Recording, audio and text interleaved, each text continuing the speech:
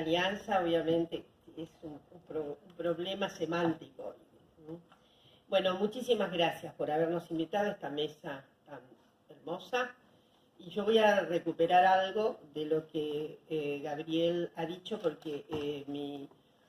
comunicación tiene que ver con género y ciudadanía, pero situando focalmente al género femenino,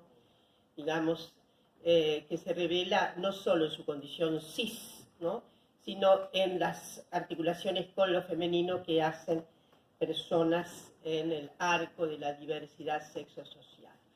Y voy a quiero traer una anécdota. Ustedes saben que anoche el señor presidente de la República, ayer a la tarde, ligó nada menos que la categoría populismo con una especie de insaciable y fundados hiperconsumo que tenemos las mujeres, y que somos barril sin fondo y que gastamos brutalmente la tarjeta de crédito en nuestro marido. De modo que es toda una fundación de los sentidos en los que voy a intentar progresar.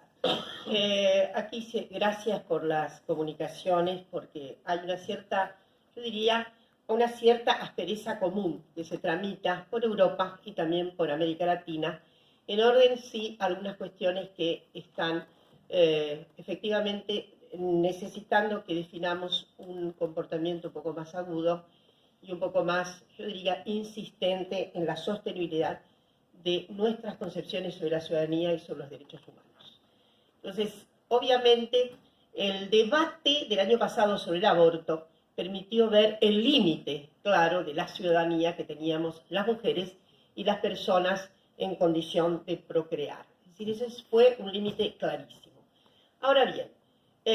inmediatamente, como ha contado Gabriel, no en tono de inmediatez a nuestra lucha por el aborto, sino que efectivamente ya desde los años 80, 90, se había constituido un paradigma general acerca de estar contra la ideología de género. Y voy a recordar que en la Argentina, en los años 90, obviamente sucumbió nada menos que el grupo que tenía que revelar condiciones de posibilidad de una nueva malla curricular en el Ministerio de Educación, a donde estaban queridas amigas como Gloria Bonder y Graciela Morgade, y tuvieron que renunciar frente al asedio de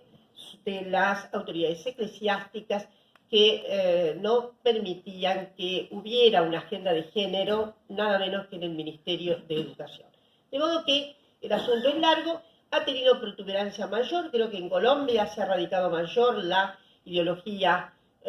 contra la ideología de género, y en Brasil lo sorprendente ha sido obviamente el giro que ha habido en los últimos 15, 16 años, y en fin, lo mismo en Perú y demás. La verdad que en Argentina está muy asociado, digo en general, los análisis que hacemos, a lo que hemos llamado el fundamentalismo cristiano como una primera operación. Miren, el fundamentalismo tiene un cóncavo muy interesante en lo que serían los reductos evangélicos en Estados Unidos a fines del siglo XIX. A fines del siglo XIX hubo una recomposición dogmática de las iglesias cristianas, las neocristianas, sobre todo las surgidas mucho después de la Reforma del siglo XIX, muchas de ellas,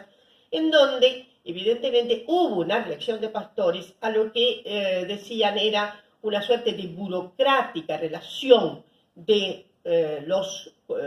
seguidores de las iglesias, y con una propedéutica que asimilaba demasiado versátilmente ciertas narraciones bíblicas a una suerte de interpretación que era absolutamente metafórica de lo que decían los textos bíblicos. Esto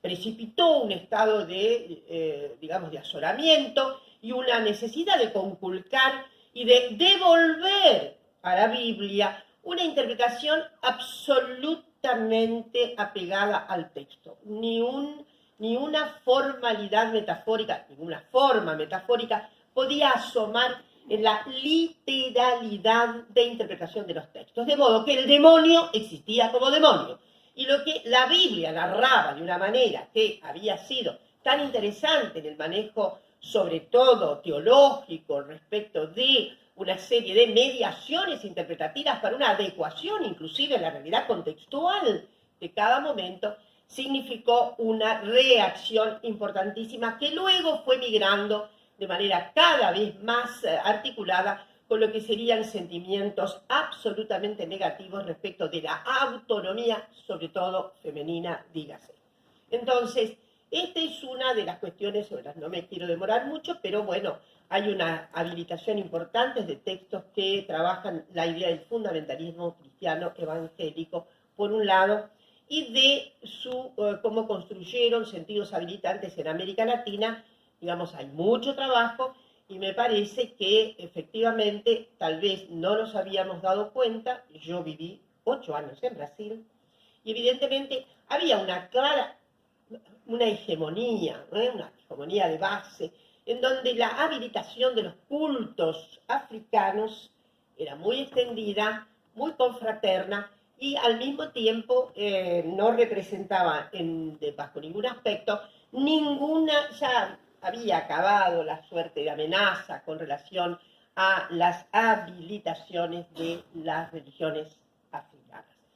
sobre todo Umbanda y Candomblé. Notablemente, en estos últimos años hubo una